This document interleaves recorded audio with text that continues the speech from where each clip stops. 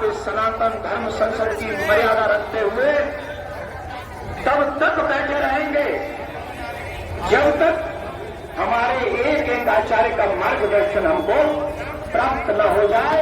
और आज भरा हुआ मंच है, आचार्य इसका मार्गदर्शन कर रहे हैं, संत महात्मा इसका मार्गदर्शन कर रहे हैं। और मैं विश्वास से कहता हूं जो यहां नहीं भी आए हैं वो लोग भी इन संत महात्मा आचार्य धर्माचार्यों को बड़ी लालच भरी नजरों से देख रहे हैं कि आज इस धर्म संसद से ऐसा मार्ग निकले जिससे पूरा सनातनी जगत चलकर 1000 वर्ष तक सनातन का झंडा फहराता रहे, कोई विधर्मी उस झंडे को झुका न सके। ऐसा मार्गदर्शन सनातन धर्म संसद से जाए, ये सभी सनातनी जगत में दिख रहे हैं। बताइए मेरा कहना सही है कि नहीं? कहना सही है कि नहीं? क्या मेरे कहने से आए हो? क्या अपनी मर्जी से आए हो? सनातन बोल चाहते हो? अब बताइए what is the my point? ये तो अपनी मर्जी से आए, मेरी गलती क्या है? मैं बस आपसे चाहता हूं आज आप मर्यादा बनाए रखते हैं पूरे विश्व। और एक और बात बता दें, हमारे लोगों की नजर हम पे कम हो गया है।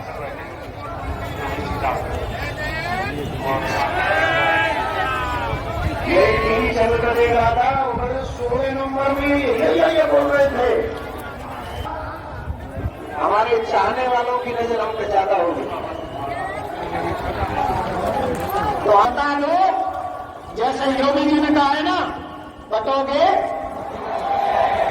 बतोगे, तो आज योगी जी को बता दो अब हम बटेंगे, अब कटेंगे। आदरणीय मोदी जी ने कहा है एक रहेंगे तो एको ब्रह्म,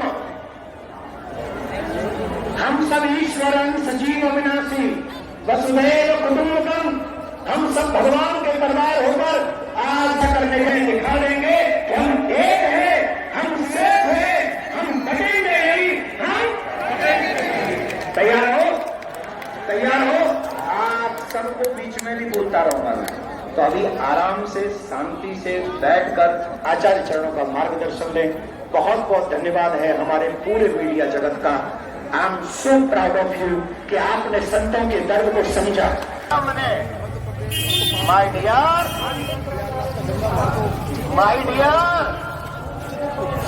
ये भी अरमान पूरे करके देख लो।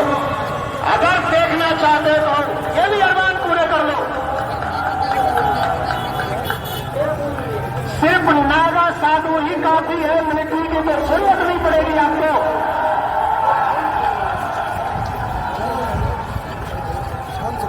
नागा साधु, अच्छा आप लोग गलत आइडिया लगा रहे हैं उसका, आप गलत आइडिया लगा रहे हैं, मीडिया वाले गलत चलाएंगे। अब नागा साधुओं के पास बहुत सारा ज्ञान है,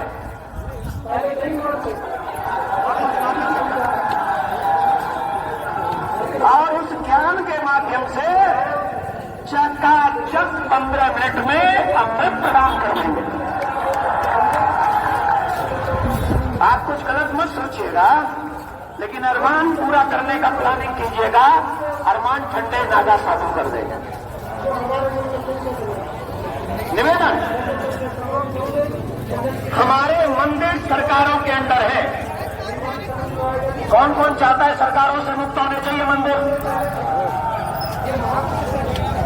तिरुपति बालाजी के एक मंदिर से बाकी सरकार, मैं सभी आचार्य चरणों को सिर्फ जानकारी के लिए बोल रहा हूं। तिरुपति बालाजी के मंदिर से 500 करोड़ रुपया पर ईयर हर साल वहां की सरकार उठा के ले जाती है। वहां की सरकार अगर वही 500 करोड़ रुपए सनातनियों के हित में लग जाए, हमारी संस्कृति बचाने में लग जाए, सनातनियों की सहायता में लग जाए, गुरुकुलम में लग जाए, गौ माता की सेवा में लग जाए, तो बताइए हमारा सनातन आगे बढ़ेगा कि नहीं? अगर सनातन बोर्ड बना, अगर सनातन बोर्ड बना तो प्रत्येक मंदिर से गौशाला बनेगी, और फिर हमारी गौ माता सड़क पे नहीं दिखेंगी, फिर गौ माता हर जगह मंदिर में सेवाएं देंगी, उनकी सेवा की जाएगी। दूसरा, हर मंदिर के के पैसे से गुरुकुलम बनाए जाएंगे, जहां गीता भी पढ़ाई जाएगी, जहां रामायण भी पढ़ाई जाएगी और जहां पर कंप्यूटर की पढ़ाई भी की जाएगी। ऐसे मॉडर्न गुरुकुलम बनाए जाए। तीसरा, औषधालय। आजकल देखिए बड़े बड़े हॉस्पिटलों में गरीब आदमी अपना इलाज नहीं करा सकता, तो नर की सेवा नारायण की संपत्ति से हो सके, बड़े से बड़ी बीमारियों का इलाज भगवान के मंदिर में जो औषधालय हो उनमें हो सके, उस धन का प्रयोग ऐसे होना चाहिए।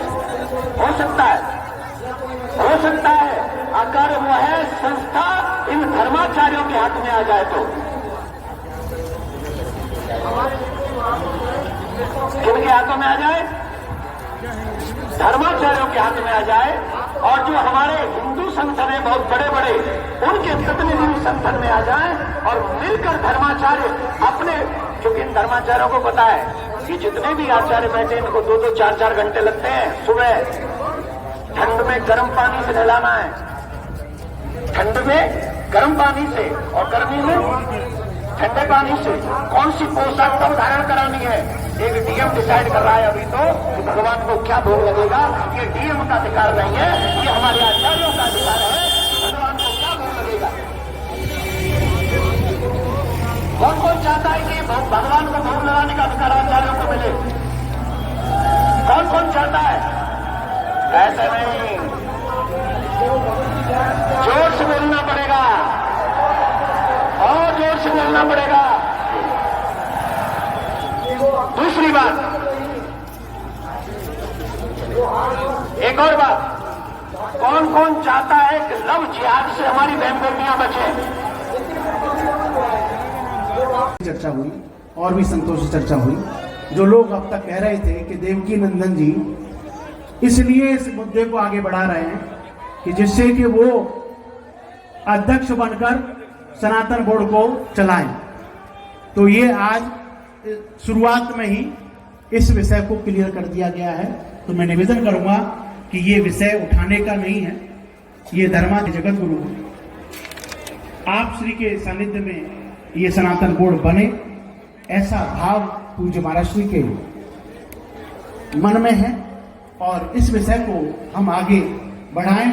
और एक बार पूज्य हमारे आचार्य चरणों ने उस पत्र को स्वीकार किया है और इस सनातन बोर्ड के किन किन बिंदुओं पर क्या क्या रहेंगे, इसके बीच में हम आपको आगे बताएंगे कि किस प्रकार सनातन बोर्ड की बात और क्या क्या इसकी नियमावली हो सकती है, उसके विषय में हम लोग चर्चा करेंगे। मैं निवेदन करूंगा, संत महापुरुष बहुत हैं, सब मिले, सब अपने अपने पक्ष रख सके, तो मैं निवेदन करूंगा कि 2-2 मिनट में अपनी बात रखें और इस संसद को आगे अच्छे तरीके से सबका मैसेज जा पाए, ऐसा आप कार्य करेंगे। इसी चरणों में सबके निवेदन है। मैं निवेदन करूंगा हमारे बीच में महामंडलेश्वर आशुतोष जी महाराज, आशुतोष नंद जी महाराज हमारे बीच में है कि वो अपना इस सदन में अपना पक्ष रखेंगे अपने बीच, और एक बार जोरदार तालियों से उनका स्वागत करें।